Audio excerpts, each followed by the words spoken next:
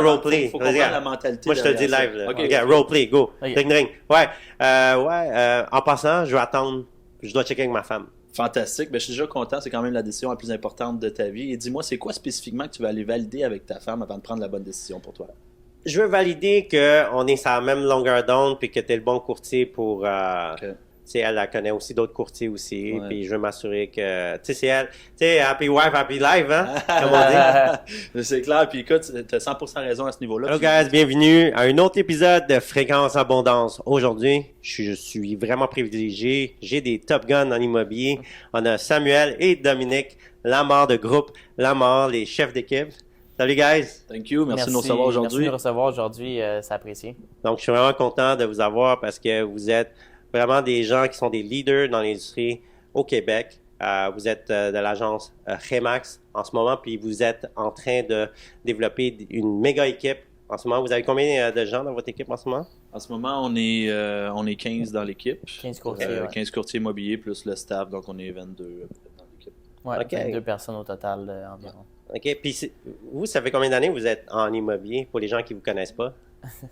Ben moi, ça fait 3 ans que je suis courtier immobilier, que j'ai mon permis de courtage. Je veux dire, ça fait à peu près 4 ans que je suis dans les pattes à Dominique, si on veut. Fait que c'est qui a suivi les traces de qui, là? C'est moi qui est embarqué dans son chemin, qui est venu l'aider à pousser la machine, si on veut. OK, good. Fait que moi, ça fait 3 ans que j'ai ma licence de courtier, 4 ans que je suis avec Dominique, Mhm. que je l'aide autant que je venais l'aider au début en tant qu'admin ou quoi que ce soit. Mhm. Puis Dominique, lui, ça fait... Moi, ça va faire 10 ans là, que je suis courtier immobilier. J'ai parti l'équipe officiellement, ça fait 2 ans et demi en gros qu'on est parti. Le COVID a frappé, puis on a lancé un peu la machine à ce niveau-là. Ouais. C'est ça, avant j'étais courtier indépendant avec mon staff, puis that's it. Puis là, ben, on gère une garderie, puis c'est cool. Fait que qu'est-ce qui t'a amené à justement comme. Parce qu'avant ça, on le voyait vraiment pas, là. Tu sais, comme. Puis là, pendant la COVID, man, je vois des annonces même de coaching, puis que t'as fait quasiment genre 100 millions en vente. Je suis comme, wow, c'est qui ça? C'est comme, j'ai jamais vu passer un éclair. Je suis comme, oh shit, ok, wow, Ouais. Je m'envoie les listings, avec plein de listings, vous êtes performants.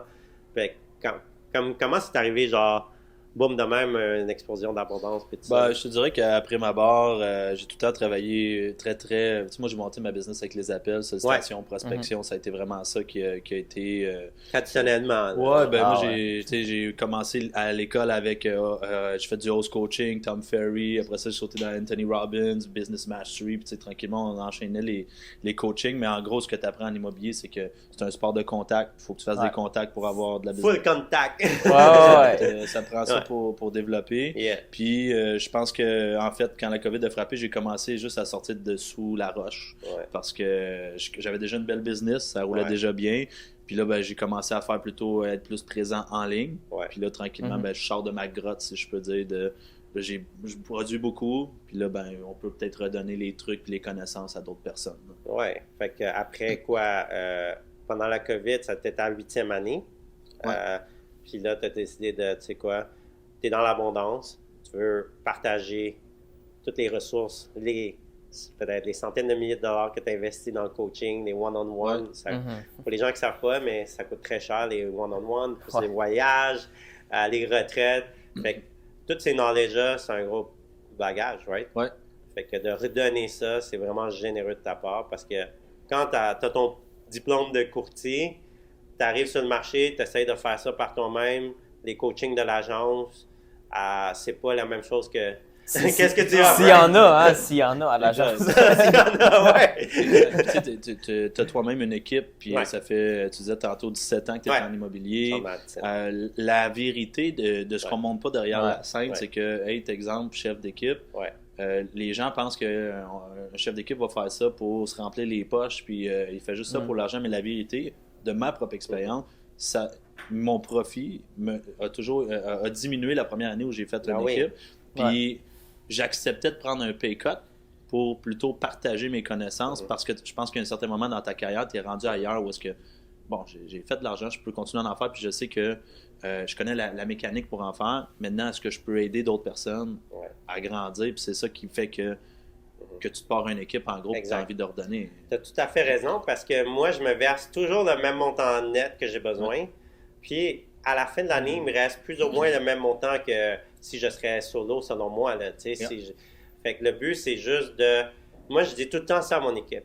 C'est que le fait que je bâtis l'équipe, c'est pour un jour, si je veux devenir coach ou conférencier, je vais avoir un modèle d'apprentissage que j'ai coaché du monde dans mon équipe.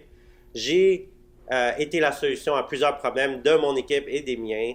Je connais des budgets, je connais les ads. Fait que je vais monter d'un autre niveau de courtier solo à entrepreneur qui gère différents départements. Fait que tu dirais que ça pourrait être comme tes proof of success. Si on Exactement. Imagine, tu deviens coach, puis tu sais pas la réalité de gérer une équipe ou d'être un courtier de top performance. C'est plus dur de donner les solutions. Bien sûr. Mais oui, il y a la technique de fake it till you make it, mais moi, je crois que c'est mieux apprendre de quelqu'un qui l'a déjà fait. Ouais, clairement. Exact. Fait que, techniquement, tu pourrais être coach puis monétiser ça, ou je sais pas, je pense que tu as déjà commencé aussi. Ben, en fait, ce qui s'est passé cette année, nous, on a une plateforme de coaching à l'interne là, où les courtiers, les staffs, ils ont leur onboarding, ils rentrent là-dedans, ils se connectent, là, ils ont tout le coaching, il y a quasiment 400 vidéos là-dedans. Wow. Puis ce qu'on a fait en début d'année, je dis à Sam, je dis écoute, c'est là, nos courtiers l'utilisent, ils ont des résultats avec ça, mais pourquoi est-ce qu'on ne le donne pas at large? Fait qu'on a mis en place le coaching GL qu'on a mis en place. On a lancé la machine en dedans de 30 jours parce qu'on a lancé ça au mois de décembre. 15 janvier, on avait 550 courtiers qui s'étaient enregistrés pour avoir les détails, l'information. On a fait le premier cours fin janvier où est-ce qu'on a onboardé une trentaine, quarantaine de courtiers. C'était assez incroyable. Puis en fait, c'est un cours qui était donné sur 12 semaines, accompagnement, etc. Mais il faut comprendre une chose, c'est que quand on l'a mis en place, il n'y avait pas de cours qui existait. Ouais. Figure out. Commit first, figure out. Exact. C'est exactement ça. Fait que là, on a mis en place le cours, on a commencé à mettre tout ça en place. Ouais. En gros, pour résumer, on a été obligé, après 1 mois et demi, on est obligé d'arrêter de faire le coaching, de le vendre du moins. On continuait à le faire parce qu'on avait des engagements, puis on avait des courtiers qui avaient payé pour le cours, puis on honorait notre promesse. Puis on l'a fait d'ailleurs, au lieu des 12 semaines, on a suivi ça pendant quasiment 7 mois de temps. On les coachait, on leur donnait des résultats. Mais il a fallu arrêter parce que l'immobilier est en train de prendre un coup. Mon transactionnel est en train d'être mis de côté quand c'est ma vache à lait pour faire du coaching. Fait que j'ai dit, on va remettre les structures en place, puis après ça, on va relancer ça. Oui, exactement. Je pense qu'il y a toujours une manière de... Moi, je pense que quand j'ouvre une nouvelle business, ce conseil, là, c'est toujours qui va m'aider à le faire. Fait que qu'est-ce que je pense qu'on peut faire, c'est peut-être trouver un genre de partner coach qui a de l'expérience. Puis je pense que vous pouvez recommencer quand même. Là. C'est juste d'avoir peut-être une personne qui fait les weekly calls. Exact. Puis, parce que sinon, ça tire du jus. Je pense que c'est un bon point que tu apportes parce que quand on s'est lancé là-dedans, c'était moi et Dominique qui faisaient tout. On faisait des appels de vente, on faisait les coachings. Sérieux? Dom faisait... Oh my God. Dom, c'est lui qui tournait les vidéos. Fait qu'en plus, on avait déjà une structure, mais on s'était fait un plan de cours. Fait qu'il manquait des éléments dans le plan de cours qu'il fallait tourner. Après ça, il faut que le monteur fasse le montage. Une chance qu'on avait la compagnie qui a fait le funnel, puis ainsi de suite. Mais plus l'immobilier en 2020, 2021? Non, le coaching, c'est cette année. Ah, cette année, 2023, Ah ouais, cette année. On a commencé à travailler là-dessus en 2022, décembre 2022, je te dirais. Ouais. Puis pour le lancer en janvier 2023. Wow. C'est ça qui a fait qu'on a dû ralentir, parce qu'on n'avait pas les gens en place pour faire les appels de vente, pour justement faire des coachings, pour tourner des vidéos ou quoi que ce soit. Fait que ça nous prenait tellement de notre temps qu'on a dû un moment donné. C'est parce que tu fais un choix. Tu dis, t'as peu, ma vache à lait qui me paye depuis 10 ans, c'est un truc. Mon but, c'était pas de switcher mon modèle à 100%. Mon but, c'était, OK, je veux redonner, je vais être rémunéré pour ce que je redonne. Mais je m'attendais pas que ça explose d'un coup comme ça, puis que là, qu'on soit débordé. Tu sais, mettons, du jour au lendemain, tu as 530 rencontres qui se bookent dans ton agenda. Pour les 3 prochains mois, tu fais on est 16 000 courtiers au Québec. Et quasiment déjà un 16e qui a booké dans l'agenda. Là, fait que tu avais un bon hook dans ta vidéo, puis tu avais un bon VSL, Video Sales Letter. C'était quoi ton hook, genre? Comment tu fais pour amener genre 500 personnes dans ton coaching? Après ma barre, je te dirais que le hook, c'était littéralement ce qu'on coach à nos courtiers. C'était de savoir c'est quoi les techniques que tu peux mettre en place pour te permettre d'avoir des clients à profusion sans faire des cold calls ou de la prospection. Donc, qu'est-ce que tu peux mettre en place, exemple, avec les réseaux sociaux, avec les ads pour monter le business? Exactement. Donc, ça, c'était la première chose. Puis ensuite, comment est-ce que tu peux mettre les systèmes de suivi en place pour que les clients, tu les closes? Parce que c'est dans les suivis que ça se passe, la game. Puis, ce projet-là, tu l'as mis sur la glace, mais ça ne veut pas dire que tu vas... Non, il est encore là. Un clic. Demain matin, on lance les annonces. On va se parler. Je vais peut-être vous amener du monde pour vous aider pour aller chercher un autre stream de revenus. Je pense que c'est toujours fun d'avoir du revenu on the side récurrent comme ça, puis d'avoir peut-être d'autres mondes qui vous aident à closer les gens pour onboarding, puis peut-être pour les coachings. Moi aussi, je veux créer une formation justement qui va être lancée en janvier. Mais justement, j'ai Danny ici, justement, il filme mes vidéos, mais c'est un ancien coach aussi de kickboxing cambodgien. Puis il me suit, puis il connaît toutes les technologies, puis tout en immobilier que je suis en train de faire. Puis j'ai demandé, hey, ça tente-tu de devenir coach chaque semaine dans mon nouveau programme de coaching sur AI? Il m'a dit, ouais, puis je vais te donner une cote sur mes ventes. Fait que lui, il a dit, yeah, why not? Fait que ça peut être comme, maybe une solution d'avoir. Des fois, ça peut être des gens proches de toi aussi que tu trouves qui peuvent t'aider. Des fois, c'est inusité, mais. Mais là, si on fait ça, tu vas perdre ton gars de vidéo puis de montage. Là, il va être trop occupé. Ça se peut. On a aussi une autre équipe que lui, il coach ou quoi, whatever. Mais juste pour dire que des fois, c'est comme tu dis, c'est à côté de nous, tu as du monde, même dans ton équipe, tu sais, des soldats, là. Qui sont là depuis longtemps. Ben, vous êtes des générales, puis après, il y a les...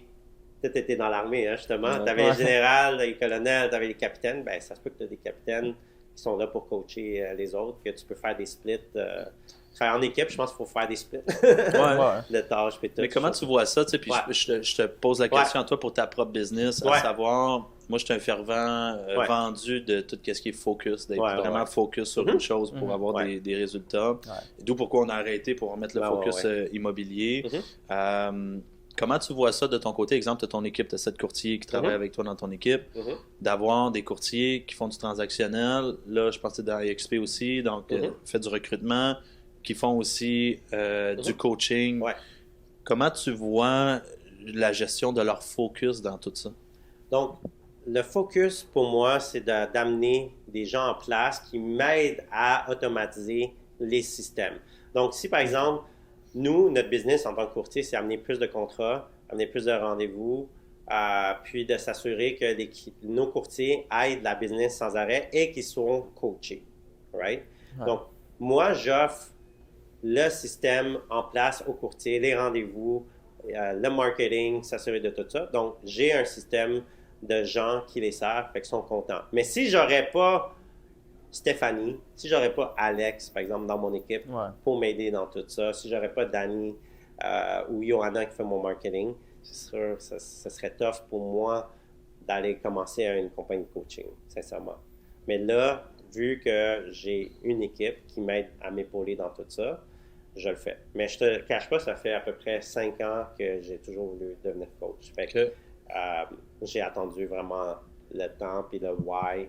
Tu sais, comme quand tu as dit, c'est le temps de prendre un petit hit pour aller à un autre niveau. Je suis prêt à prendre un petit hit s'il faut, parce que j'ai planifié la vision à long terme. Mon why à long terme, je pense que mon but, c'est de vouloir travailler un peu partout dans le monde, puis d'aider du monde un peu partout dans le monde. Puis le fait d'être coach en ligne un jour, tu sais, sur l'immobilier ou quoi, je trouve que c'est un lifestyle que j'aimerais faire. Puis je pense dans la vie, quand on a des « Hey, ça serait fun de le faire », mais ça en est un. Puis là, je vais mettre un check. Puis ça se peut que ça marche, ça se peut que je me plante, on ne sait pas. Mais tant que tu ne l'essayeras pas, tu ne le sauras pas non plus. Ça, comme vous, c'est la même affaire. Même chose dans mon processus scolaire. Moi, de mon côté, j'ai fini le secondaire, je savais faire une technique directement. Si je ne l'essaye pas, je ne l'essaye pas, avec un pré-universitaire, université, quoi que ce soit. Puis quand j'ai changé de carrière en immobilier, je m'étais dit, c'est 2 ans minimum que je fais en immobilier pour prendre ma décision si j'aime ça ou non, si je continue là-dedans ou non. Mais si j'y vais, je fais juste 1 mois, je n'y ai pas assez goûté. Puis si je vois, je fais 2 ans, OK, là, je peux prendre une décision, puis je l'ai essayé, sans juste de regarder de l'extérieur. Exact. Tu peux prendre une décision, savoir si tu aimes ça ou non. Mais le focus, tu sais, on parle de focus. Ouais. Moi, je pense que le focus vient avec un commitment. Un commitment, c'est que moi, je pense qu'il faut engager du monde ou mettre un système en place que tu n'as pas le choix d'être obligé. Tu vois? Fait que moi, je pense que le focus, ça vient aussi avec la vision, le why qui est vraiment clair de c'est ça que tu veux t'en aller dans les 5 ou 10 prochaines années. Moi, quand j'ai bâti l'équipe, c'était vraiment en 2012-2013. J'avais vraiment dit ça, je veux faire une centaine de transactions, je veux pouvoir être au Mexique, puis que ça gère par tout seul avec mon équipe. Puis là, je l'ai atteint, ce niveau-là. Puis là, ben, mon niveau, en ce moment, c'est que j'aimerais devenir coach, puis redonner aux autres toutes les knowledge. Fait que ça serait fun, avant que je meure, que je peux devenir conférencier, puis tout ça. Puis là, j'ai commencé à faire des pratiques, et tout, puis les répercussions sont bonnes. Mais là, c'est d'amener un autre niveau, d'automatiser de s'entourer des gens qui sont meilleurs que moi, comme Alex, qui a aidé sa sœur, Tatiana, par exemple. Fait que de m'entourer des gens qui l'ont déjà fait, moi, je pense que c'est ça qui va faire en sorte que, OK, on a un plan de match, on a un focus, puis oui, qu'est-ce que je faisais dans le courtage, puis, on l'automatise. Quand tu parles de commitment, est-ce que de toi prendre des commitments à engager des gens, tout ça, qui ne te donnent pas le choix d'avancer là-dedans, ou d'engager des gens qui ont, eux, des commitments envers les mêmes buts ou les mêmes visions? Bien, c'est les deux, parce que moi, j'ai un commitment envers eux de produire parce que j'ai signé un contrat, right? Ouais. Moi, j'ai signé une entente, par exemple, avec Danny qui shoot mon contenu. Mensuellement, je n'ai pas le choix de faire des contenus. J'ai un contrat avec Alex pour m'assurer que je fais mes contenus puis mes programmes de coaching avec lui. Puis, je suis partenaire avec lui aussi. Fait que j'ai pas le choix de... S'il me dit de faire quelque chose, je dois le suivre. Tu comprends? Ouais. Être coachable. Tu sais, si tu es coachable, ben le focus est là, we get shit done, comme on dit, là, tu vois. Fait que pour moi, c'est comme aller au gym. Si tu essaies d'aller au gym tout seul, puis t'es bon, tant mieux. Mais si tu veux optimiser, t'es mieux d'engager, je pense, un coach ou engager quelqu'un qui te met ça à track. Tu sais, comme moi, j'ai un challenge avec John Tsai de AirXP Canada. Tu sais, je dois être tagué à chaque jour que je m'en vais au gym. Tu sais, c'est un commitment. Tu sais, lui, c'est comme mon accountability coach. Je pense que c'est ça, c'est juste d'avoir un genre de sortie de ta zone, faire des scary goals un peu, là, puis de commencer à quelque part. Tantôt, on a parlé de ton parcours, là, quand tu as décidé de sortir de ta zone. Toi, tu étais génie en électricité. Ouais. Puis toi, tu étais dans les forces de l'armée aussi. Quand je me suis lancé, puis après construction, avant. Je pense, c'est ça? Exactement. Exact. Fait que c'est quoi le parcours? On peut commencer avec toi. Avant être génie, c'est d'autres choses que tu faisais? Non, vraiment, ça a été Je suis sorti du secondaire, je suis allé faire une technique en génie électrique. Okay. J'ai travaillé là-dedans 2-3 ans. En même temps, quand j'ai commencé mon premier stage, j'ai gardé ma job en même temps d'être temps partiel à l'école. Nice. J'ai fini l'école, je continue à travailler là-dedans. Puis c'est là que je me suis rendu compte que c'était peut-être pas pour moi. Je voulais pas faire ça les 35 prochaines années de ma vie. J'aimais ça. Mais la job à tous les jours, c'était... Je suis quelqu'un qui a besoin de jaser, qui est sociable. Puis dans mon bureau, avec mon partner, on était juste deux. Ou aller sur les chantiers tout seul, aller plugger des fils, puis programmer tout ça. Je commençais à trouver le temps long, puis je m'ennuyais de mes jobs de quand j'étais à l'école, quand j'étais au restaurant ou quoi que ce soit.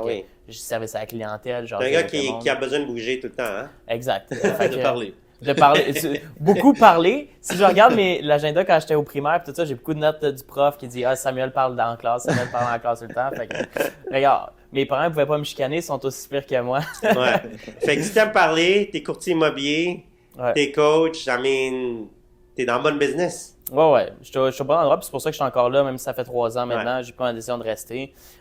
L'immobilier, je pense que c'est le domaine pour moi. Ça t'ouvre plusieurs portes aussi dans le futur. Oui. Imagine, t'es plus courtier, qu'est-ce que tu ferais? Avec tout ce que tu as appris, là. Si je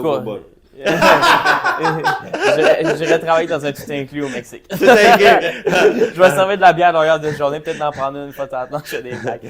Mais je pense que l'immobilier, ça m'a ouvert beaucoup de portes parce que quand tu te lances dans l'immobilier, tu es un entrepreneur, tu dois gérer, tu es une propre business.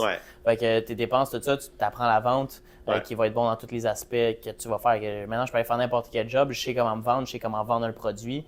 Ça va m'être utile partout. Tu peux être influenceur sur TikTok aussi. Influenceur sur TikTok, même retourner dans la restauration. Même dans la restauration, quand tu vends ton service pour le tip, ça revient à la même chose. Fait que c'est un partenariat de 15% quand t'es serveur, right? Exact. Mais quand j'ai embarqué avec Dom, je pense qu'il y a la vision commune aussi. Oui, on est frères, mais on a 7 ans de différence. Puis on a eu nos hauts, nos bas ensemble. Puis je pense où est-ce que ça a fait la différence dans mon parcours puis dans notre parcours, c'est quand que la vision est commune puis qu'on s'enligne vers les mêmes objectifs. Puis on est capable de pousser 2 fois plus dans la même direction. Puis toi, Dom, avant la construction, tu étais dans les forces d'armée. Avant ça, tu étais où? C'était quoi ton rêve quand tu étais jeune, genre après secondaire, genre? J'ai toujours eu une flamme intérieure, mais était dirigée dans les mauvaises choses. Donc, avant ça, je vais dire ça de même. Avant ça, sinon, j'étais dans les restaurants, comme tout courtier, probablement déjà passé. Là, moi aussi! J'ai un DEP en service de la restauration, man. Wow, je savais pas qu'il donnait un cours. Il y en a un 800 heures, man, à savoir prendre des commandes, faire des crêpes, cuisine française, sommellerie. Ouais, c'est fou. Quand tu disais tu prends tous les cours, même le cours pour être serveur. J'avais même pas les notes pour aller au cégep. J'ai un secondaire 4. Imagine. J'ai mon 5, c'est tout aussi. Ouais.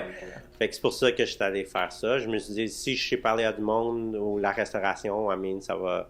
Tu peux faire une vie quand même en restauration. Puis je préais l'univers qu'un jour ça va. Je vais avoir une belle vie. Je savais pas que j'allais être en affaires.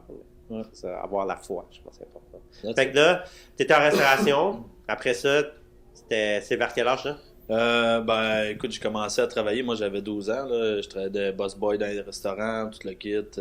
Après ça, à la salle? Ouais, à la salle. Vichy? Non, j'ai fait Peddlers. J'ai commencé au Peddlers. Je m'en rappelle. Après ça a été au Exki. Après ça, on a commencé à changer tranquillement. Après ça, je suis tombé plus dans un mode restaurant de soir, bar, etc. Après ça... T'as vu la vie rock'n'roll? Ouais, je te dirais. Des bars, parce que moi aussi, en tant que serveur, je vous jure, là, c'était payant. Je faisais 400$ de tips des fois. Ouais. Quand il y a de l'alcool, là, c'est payant. Le soir même, j'avais plus de cash. Non, je te comprends. C'est comme ça. On payait des bouteilles. Après ça, il y avait une machine. OK, on met l'argent dans les machines. Je suis pas gambler, mais c'est comme pour le fun. Puis là, shit, on n'a plus de cash. Puis là, on recommence. C'est fou, là. L'argent vite fait, c'est de l'argent vite dépensé. Puis après ça, c'est ça. Militaire, après ça, j'étais dans la construction. Je faisais dans le fond un système intérieur, de la menuiserie. Je travaillais sur les murs extérieurs. Puis je travaillais justement dehors, été comme hiver. Puis à un moment donné, je me suis levé. J'ai dit, c'est quoi, je veux faire des flips. Je vais acheter, rénover, vendre. T'étais-tu courtier? Non, j'étais pas encore courtier, j'étais dans la construction encore. OK, t'avais déjà le mindset, là. Je voulais faire des flips parce que j'étais tanné de travailler dehors, au froid, tout le temps. Il est frileux, Dom. Puis moi, je suis frileux, man. Puis, oublie ça, je travaillais dans un fraco au 13e... Tu sais, l'hôtel Mount Stephen Club? J'ai fait tous les revêtements extérieurs là-bas. Puis j'étais au 13e étage, dehors, à 6 h le matin. Puis quand t'es dans un fraco, en tout cas, dans ce temps-là, mes besoins, c'est tu redescends pas, c'est dedans... dans la machine. On est plein hiver, fait que j'ai dit non, j'ai pas envie de vivre comme ça, m'en faire mon cours de courtier. Fait que j'ai fait mon cours de courtier pour acheter, rénover, vendre. Finalement, j'ai jamais flippé. J'ai acheté, rénové, regardé mes immeubles. Puis, mais c'est des flips, mais pour conserver, right? C'est le mindset d'aller chercher plus, d'optimiser et tout. Puis je pense que pour moi, le courtage, c'est vraiment la meilleure imprimante de capital, de cash, quand tu sais comment utiliser puis mettre de l'encre. Mais je pense que c'est un excellent tremplin de courtage, puis aussi une excellente école. Dans le sens où est-ce que tu vas apprendre beaucoup de choses qui vont être utiles dans toutes tes business, si tu as plusieurs business. Tes porte-à-porte, tes appels, tes co-calls, ta prospection, gestion de ton argent. Tu sais, en tant que courtier, il faut que tu gères tes dépenses. Là, souvent, on est payé 2 fois par année, durant l'été, puis au mois de décembre à peu près. Mais après ça, tout le reste de l'année, il faut que tu gères ton argent puis tout ça, qui va être utile dans toutes les sphères de la vie après. Là. Moi, je pense que si tu es capable de booker des rendez-vous, tu es capable de booker des rendez-vous dans n'importe quelle sphère d'activité. Le but, c'est juste de créer la curiosité, créer des doutes pour vraiment que les gens viennent te rencontrer, puis de créer des accroches, vraiment de « Hey, c'est quoi ça? » on te garantit des rendez-vous, puis tout ça. Les gens, ils embarquent, justement, tu avais un bon hook pour ton coaching, juste à cause que tu as une expérience dans peut-être rendez-vous garanti dans ton équipe. Mais là, tu des systèmes que tu peux vendre après. Je pense que le courtage, c'est là. Mais j'ai vu beaucoup de podcasts que les gens, c'est des multimillionnaires, mais ils ont commencé comme courtier immobilier. Ouais. C'est incroyable. C'est un tremplin. C'est drôle que tu parles de, tu sais, dans le fond, quand tu es courtier, tu apprends le volet vente que tu peux appliquer un petit peu partout. Parce que quand on a lancé le coaching en début d'année, on ne veut pas, on fait des appels de vente avec des courtiers immobiliers. Puis on avait essayé de mettre un closer en place qui faisait les appels puis qui finalisait les rencontres pour nous. Puis qu'après ça, nous, on faisait juste les coaching calls. Puis le closer, il disait, je comprends pas, je suis pas capable de décloser, je comprends pas. C'est des courtiers, c'est plus difficile. Puis après ça, on commençait à faire des appels. Je me rappelle, j'étais assis avec Sam, puis c'était les mêmes objections. Que j'ai pas l'argent. Je vais attendre. Faut que j'en parle à ma femme. Là, j'ai appelé le closer, on a fait un Zoom ensemble. J'ai dit, bro, on va prendre une seconde. Quand il y a une objection, tu fais ça, tu fais ça, tu fais ça, tu dis ça, tu dis ça. Wow. Boom. Tout de suite, on va commencer à closer. C'est les mêmes objections. C'est de la vente, c'est de la vente. C'est la même Bon, on va chose. se pratiquer, on va faire roleplay, là, regarde. Hey, je dois attendre, je dois checker avec ma femme. C'est quoi vous dites? Ben, en fait, ça dépend du contexte, mais en gros, tu sais... Disons, pour l'immobilier, là. Genre, hey, Dom, regarde, vous avez Sharp, là, vous avez des Top Gun. Mais tu sais, je vais checker avec ma femme parce que c'est elle qui décide, là. C'est quoi tu dis? Ben, premièrement, en fait, ce que je vais faire, il faut On va faire roleplay. faut comprendre la mentalité. Moi, je te le dis derrière live, ça. là. OK, roleplay, go. Okay. Ring, ring. Ouais, en passant, je vais attendre, je dois checker avec ma femme. Fantastique. Ben, je suis déjà content. C'est quand même la décision la plus importante de ta vie. Et dis-moi, c'est quoi spécifiquement que tu vas aller valider avec ta femme avant de prendre la bonne décision pour toi? Je veux valider qu'on est sur la même longueur d'onde puis que tu es le bon courtier pour m'aider. Puis, tu sais, elle connaît aussi d'autres courtiers aussi. Puis, je veux m'assurer que, tu sais, c'est elle. Tu sais, happy wife, happy life, hein? Comme on dit. C'est clair. Puis, écoute, tu as 100% raison à ce niveau-là. Puis, laisse-moi te poser une question à savoir. C'est que ce que tu me partages, c'est que tu vas aller valider si jamais je suis la bonne personne pour toi. Exact. En temps normal, mes clients qui veulent valider des éléments veulent valider en fait 3 choses. Ouais. Ils veulent voir, premièrement, est-ce que Dominique, c'est la bonne personne pour vendre la propriété? D'après toi, est-ce que je suis la bonne personne? Est-ce que je peux mettre à terme ton projet?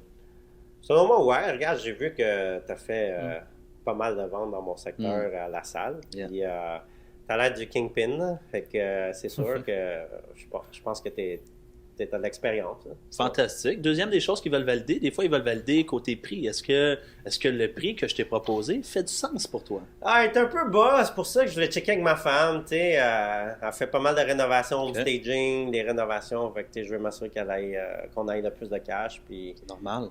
Pour ça, là. C'est quand même un investissement qui est majeur. Puis la troisième des choses, des fois, qu'ils veulent valider, c'est vraiment la commission. Ouais. Les pourcentages que je t'ai proposés, avec les montants qui te restent dans tes poches, est-ce que ça fait du sens pour toi? Ben, tu sais, c'est ça, là, on doit checker, tu sais, ta commission, tu sais, elle semble être quand même assez standard, là, dans l'industrie, puis je pense que c'est, tu sais, comme je te dis, je dois valider avec ma femme, mais ça a l'air d'être correct. Je comprends. Fait que ce que j'entends tantôt, c'est que tu me disais le prix semble un élément qui est important pour toi. Tu n'es pas encore 100% convaincu à ce niveau-là. Ouais, c'est ça. Okay. C'est ça. Laisse-moi te poser, si exemple, on est en mesure de trouver un prix avec lequel toi, ta femme, vous êtes confortable, qui fait du sens pour toi.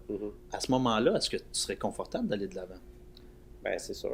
Si je suis confortable partout, c'est vraiment on met les points CI partout, let's go. That's it. Puis écoute, si ta femme est comme la mienne, elle sait déjà que tu es avec moi en ce moment. Ah ouais? Elle sait déjà que tu vas prendre une décision indépendamment. Ce que je te dirais, c'est écoute, trouve une entente sur le prix, puis après ça, on va de l'avant. Puis au pire, je préfère que tu demandes à ta femme, est-ce que c'est correct une fois que tout est signé, que tu lui demandes la permission avant de signer. On est mieux de demander pardon que de demander la permission. Ouais, je comprends. C'est bon? Ouais. That's it. All right. Hey, il est sharp, hein? En plus, il n'était pas préparé mentalement. C'est pour ça que nos podcasts sont pas scriptés. C'est parce qu'on aime ça voir si les gens sont sharp, sont tout le temps prêts, puis c'est toujours l'effet d'être candide. Je pense que la vie, c'est comme ça. Faut être de façon à ce que les gens voient que c'est authentique. Parce qu'il y a beaucoup de monde qui disent « Ah oui, c'est des tops, des coachs, blablabla », mais comme ils n'ont pas nécessairement de l'expérience. Puis là, vous voyez, c'est un homme d'expérience, right? Il a même pas choqué rien, là. Fait que bravo. Thank you. Puis, si vous voyez là, dans le futur, genre 5 ans, tu sais, dans votre business, puis si tu vois la job de courtier dans les prochains 5 à 10 ans? Tu essaies de donner ton opinion. Ouais. La mienne. Moi, de mon côté, c'est sûr que j'aime ça. J'adore faire des transactions avec les clients, tout ça. pour le projet qu'on est capable de mettre à terme, tout ça. Est-ce que je vais encore faire autant de transactions dans 10 ans? Probablement pas. Probablement juste les gens avec qui je vais être proche, tout ça, que c'est une étape importante que je vais passer avec eux aussi. Mais plutôt expandre la business du groupe et tout ce qui est relié à ça, tous les projets qui sont reliés à ça, que ce soit le coaching, que ce soit bâtir l'équipe, de mettre des systèmes en place pour faire grandir les courtiers. Tu sais, il y a une statistique pour vrai qui me fait mal au cœur, qui est 96% des courtiers sont plus courtiers après 2 ans. Fait que quand tu deviens courtier, c'est... Moi, j'ai entendu 1 sur 2 reste... tu sais, quand ils commencent leur cours, là. Ouais. Mais là, tu me dis, c'est 96% qu'après 2 ans qu'ils aient leur licence ne sont plus courtiers après. OK, ça c'est fou, là. Ce qui est incroyable. C'est pire que ma statistique, là. Oui, non, c'est incroyable. Sais-tu pourquoi? Je pense qu'il y a des lacunes. Ben, je pense qu'il y a des lacunes, là. Ouais. Déjà, entre l'image que les gens donnent du courtage je pense que c'est facile. à la télé, que c'est facile. Mais je pense aussi dans l'éducation de ça, puis de comment est-ce que les courtiers sont accompagnés quand ils commencent. Parce que tu apprends à l'école, puis quand tu arrives jour 1, c'est pas du tout la même chose. Fait que donner accès à être ceux qui veulent être courtiers immobiliers, à tout ce qu'ils ont besoin pour être courtier immobilier, puis que ça fonctionne, puis que ça performe. Exact. Ça fait partie de ça. Puis aussi, tu sais, bâtir des fonds d'investissement, c'est quelque chose que j'aimerais faire plus tard. Tu sais, j'investis présentement avec Dominique, puis tout ça. Mais si on peut donner accès à ça à plus de gens, puis redonner. Ou même peut-être l'équipe. Ben, selon mes étapes à moi, la première étape, c'est là, on investit ensemble. La prochaine étape, c'est d'investir avec les gens de l'équipe. Puis j'aimerais ça l'ouvrir peut-être au grand public par la suite, que ce soit des fonds d'investissement plus que tout le monde ait accès, là, puis tout le monde puisse bénéficier de ça. Ce serait vraiment un bon goal. Je te dirais que c'est ça que j'ai remarqué, là, c'est que les gens ils ont une business de courtage qui roule bien.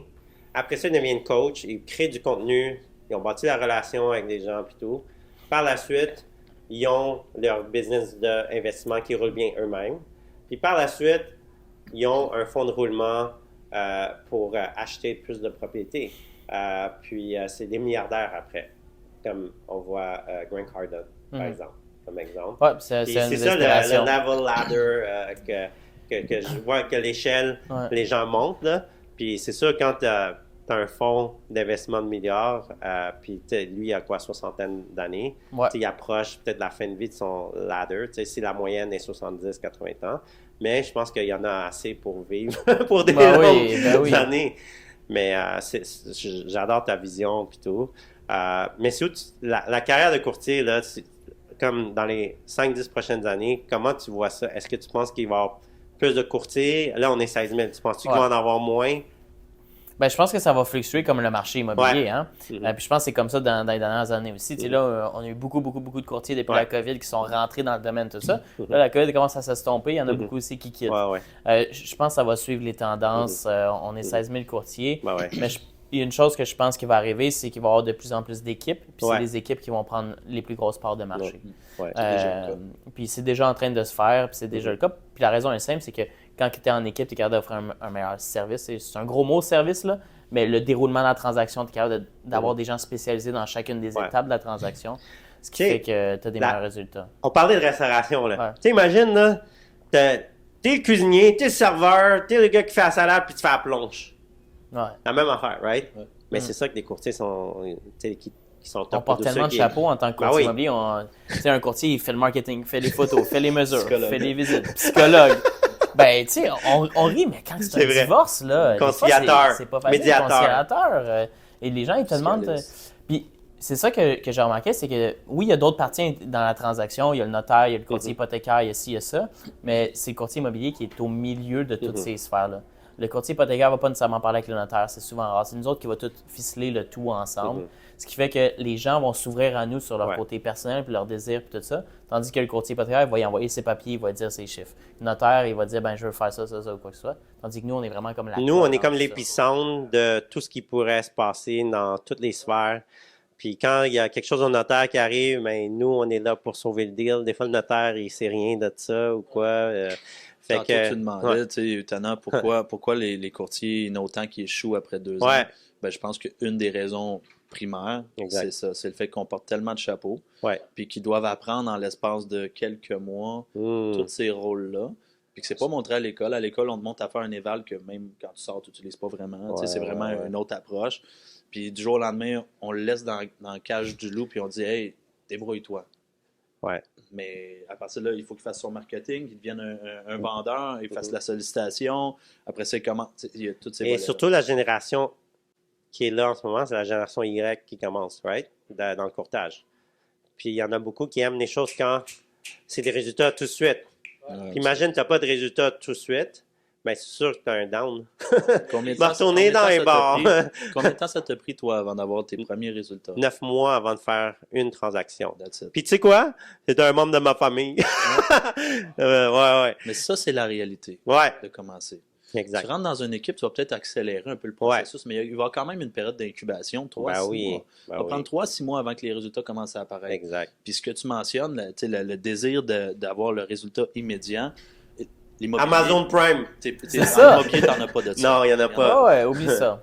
Fait que toi, c'est où tu vois la carrière de courtier dans 5 à 10 ans? Puis toi, c'est où tu te vois dans 5 à 10 ans? T'sais? Ben moi, où je me vois, l'immobilier, ça a toujours été un tremplin pour moi. Je vais continuer à faire du transactionnel, mais mon plan de match initial, c'était de faire l'argent en immobilier pour le réinvestir dans FIP. Non, mais dans du multilogement. Ah, multilogement, ouais. Ouais, fait que je vais aller chercher d'ici les 5 prochaines années mon 1000 portes. Wow, en ce moment, j'ai investi dans le coin Victoriaville, Trois-Rivières, ces eaux-là. Avant quelle date, si je peux te keep accountable? 1000 portes, guys, c'est filmé, là. Pas le choix. Ça fait, je te dis, 1 an que je me suis donné vraiment l'objectif clair. Fait que je te dirais, là, on tombe en 2024, 25, 26, 27, 28, 28. 28, je voudrais avoir mes 1000 portes. Ça, c'est ce que je veux, point de vue investissement. Pour le point de vue équipe, en fait, ce que je veux faire avec l'immobilier, c'est que je veux le démocratiser, tout simple. Quand on dit démocratiser, ça veut dire le rendre accessible à tous. Un courtier rentre, aucune expérience, rentre avec nous autres, capable de prendre la machine, follow les SOP, puis il va être capable de mettre en place une business pour lui. Wow. Un client, je veux pas lever le nez, exemple, sur un client, pas parce qu'il n'achète pas à 1 million, que je ne donnerai pas le même service puis que je ne donnerai pas la même valeur comme si c'était un millionnaire. Même chose pour une location. Tu comprends? Je veux vraiment démocratiser l'immobilier puis je vais être en mesure d'avoir un impact aux gens proches de moi, à savoir membres de la famille, mais mes courtiers, leur famille à eux autres, puis d'apporter plus de valeur à eux autres à ce niveau-là. Fait que ça, c'est qu'est-ce que je veux faire aussi avec création de richesse aussi, parce que tu sais, au Québec, là, ce que j'ai remarqué, c'est que la relation avec l'argent, les gens ils ont de la misère avec ça aussi. Puis, tu sais, quand les gens ne savent pas investir, puis toi, tu es en train de montrer aux gens comment investir puis bâtir la richesse. Je trouve ça incroyable aussi, là, de vouloir partager tout ça. Si tu n'as pas d'argent, tu n'as pas grand-chose. Tu as une femme, tu as des enfants. S'il n'y a pas d'argent... pas de bouffe sur la table. Je veux dire, on ne vit pas d'amour et d'eau fraîche. Là. Non, c'est ça. On s'entend, ça prend quelque chose. Exact. Puis je pense que c'est important qu'on en parle aussi de l'argent, puis que... Justement, il y a une connotation péjorative, si on veut, au Québec à propos de l'argent, mais... Nous, Asiatiques, on parle ça de même. Là. Mais c'est d'être au courant de qu'est-ce qui se passe avec ton argent. Puis c'est quand que tu sais qu'est-ce qui se passe avec ton argent, puis tu sais comment le tracker, tu sais comment ça arrive, comment ça sort, que tu vas être en mesure de justement créer cette richesse-là. Ben oui, je pense que c'est important d'en parler. Tu sais, si par exemple, tu as un problème dans ta vie psychologique puis tu n'en parles pas, tu gardes tout ça, puis tu n'as pas personne qui a une opinion sur ça, qui peut t'aider à optimiser ta conscience, ben ça va mal. La même chose avec les finances. Exact. Fait que je pense que c'est au Québec, il y a eu un trauma dans tout ce qui est industrialisation, cheap labor, puis il y a eu beaucoup d'abus. Et ça fait en sorte que justement dans les médias, puis dans la conscience, dans la communauté, ça vient de la France. Okay? On hérite ça de la France, selon moi. Puis j'ai parlé à un Français, il m'a dit c'est la même affaire. Le roi puis les villageois, il y avait beaucoup de... fait que ça crée justement dans l'ADN, dans la manière, la culture, que ça a exporté ça ici. Et justement, c'est pour ça que je crée des podcasts pour aider justement les gens que oui, tu as accès à tout ça. Tu as accès à l'abondance, tu as accès à la richesse. Il faut juste s'entourer des gens qui sont abondants. Downloader un nouveau software dans ta tête. Puis après, il y a une mise à jour là. Faire des mises à jour. Fait que moi, je pense qu'on est dans le même genre fréquence. Puis c'est ça qu'il faut faire, c'est enrichir la société mieux qu'on l'a eu. Puis totalement d'accord, qu'est-ce que tu dis, c'est important. Puis de redonner, hein. Puis souvent, il y en a qui disent bon, il est trop occupé, il fait plein d'argent, puis tout ça, ou peu importe. Mais je pense qu'à la fin de la journée, c'est toi qui décides où est-ce que tu vas donner ton temps. Puis corrige-moi si je me trompe, Dom, mais on est probablement pareil là-dessus. N'importe qui est prêt à apprendre, qui veut apprendre ou qui veut se dépasser, la porte est toujours ouverte pour n'importe qui. N'importe quel entrepreneur va préférer donner son knowledge à quelqu'un qui veut apprendre puis qui démontre qu'il veut apprendre, tout ça, puis il va lui donner du temps, même s'il n'a pas le temps. Exact. Je pense que c'est une passion. Si tu es chanteur, tu es danseur, si c'est ta vocation, tu vas toujours chanter ou danser. Tu vois des chanteurs et danseurs, ils dansent jusqu'à 70 ans, 80 ans. Tu vois Ginette Renault, genre. Ouais. Elle va tout le temps chanter, c'est sa passion. S'il faut qu'elle chante gratuitement, elle va le faire. Tu vois, anytime, parce que c'est sa passion. Exact. Right? Fait que moi, je pense que c'est ça, notre passion, c'est d'aider les autres, aider les gens à optimiser leur conscience, optimiser leur richesse, optimiser leur mindset, optimiser leur SOP. Puis, vu que tu maîtrises tout ça, ben pour toi, c'est comme I'm just giving back. Ouais. Puis c'est tellement je pense que c'est une chose qu'on doit faire un ripple effect dans notre société au Québec. Puis je suis bien content qu'on peut partager tout ça entre boys, entre hommes, puis de ne pas avoir un sentiment que hey, faut pas qu'on en parle, ok? Ben c'est ça. Quand tu as une mentalité d'abondance, t'es plus comme ça. Quand t'es when there's scarcity mentality, où est-ce que j'ai peur, si toi t'en as un, moi ça veut dire que je peux pas l'avoir. C'est là où t'es limité. Puis tantôt tu me demandais où je vois l'immobilier éventuellement avec tous les changements, le AI, qu'est-ce qui s'en vient en place. Ben je pense que ça s'en vient dans l'abondance, en voulant dire où est-ce que les équipes vont prendre le monopole, comme ça me disait tantôt. Puis, comme je dis, il y a 5 ans, des équipes, il n'y en avait pas beaucoup. Non. Puis déjà, tu en vois partout. Tu as un adjoint, tu as une équipe. Tu comprends-tu un peu le concept? Mais les grosses équipes qui redonnent, puis qui pensent de façon abondante, puis qui donnent à leur courtier, puis qui laissent, vont prendre le monopole, puis on le voit déjà.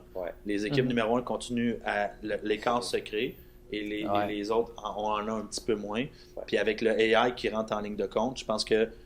ça va accélérer le processus. Définitivement, parce que les courtiers qui sont productifs, qui ont déjà des systèmes en place, vont être capables de faire 3 fois plus de jobs avec le même nombre de staff, le même nombre de courtiers. Pour moi, c'est comme... Avant, on ouvrait les chemins à appel. Maintenant, on les ouvre avec des excavatrices.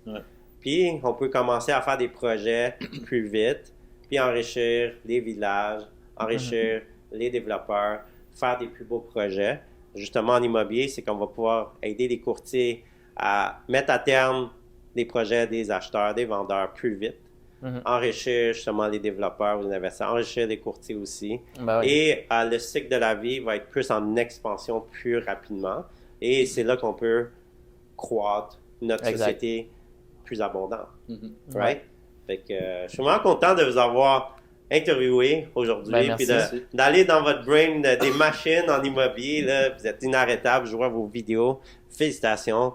Lâchez pas. Puis c'est des gens, vous êtes des gens que je regarde, puis que j'essaie de m'inspirer aussi tout le temps. Puis je trouve que c'est vraiment incroyable de pouvoir vous rencontrer aujourd'hui. Puis c'est pas scripté, guys.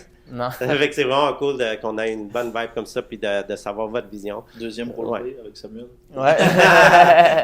Puis, hey, t'as-tu fait tes push-ups, là? J'en ai fait quelques-uns aujourd'hui. J'ai pas fini les tantôt, on va les finir, on va les filmer. Sur TikTok, là, c'est malade qu'est-ce qu'il fait, là, c'est vraiment incroyable sur Instagram. Fait que, comment on peut vous suivre sur vos médias? C'est où que vous mettez plus vos médias en ce moment? Instagram, Facebook, TikTok, je pense. C'est là qu'il y a le plus de choses. Parfait. Puis nos usernames, Samuel.Lamar, Dominique.Lamar. C'est assez partout, simple. Une fois par jour sur toutes les plateformes. Celle que tu préfères. Exact. Fantastique. Allez, on va être là pour la prochaine épisode de Fréquence Abondance. Allez les suivre, Samuel et Dominique du groupe Lamar. C'est des champions en immobilier. Vous avez vu la qualité de ces jeunes hommes. Je pense que si vous allez les écouter, vous allez être plus riches le lendemain, c'est sûr. All right? Merci beaucoup les boys. Merci. All right.